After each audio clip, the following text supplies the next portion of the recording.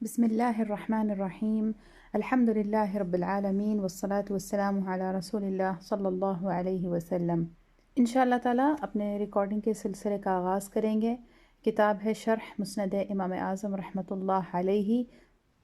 ایک نیا عنوان ہے باب ما جاء فی من یجعل اللہ حکمتہ فی قلبہ، جس کے دل میں اللہ تعالیٰ نے اپنی حکمت رکھی، اس کے متعلق روایات۔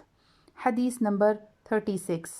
ابو حنیفة عن حماد عن ابراہیم عن علقمة عن عبد اللہ ابن مسعود قال قال رسول اللہ صلی اللہ علیہ وسلم يجمع الله العلماء يوم القيامة فيقول إني لم أجعل حكمتي في قلوبكم إلا وأنا أريدكم الخير اذهبوا إلى الجنة فقد غفرت لكم على ما كان منكم۔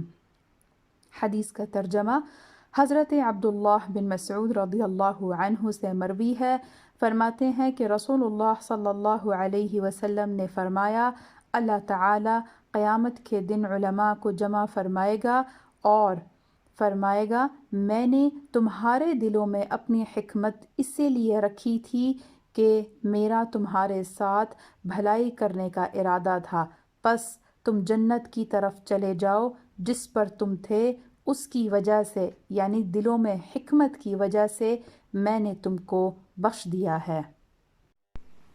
حدیث کی شرح۔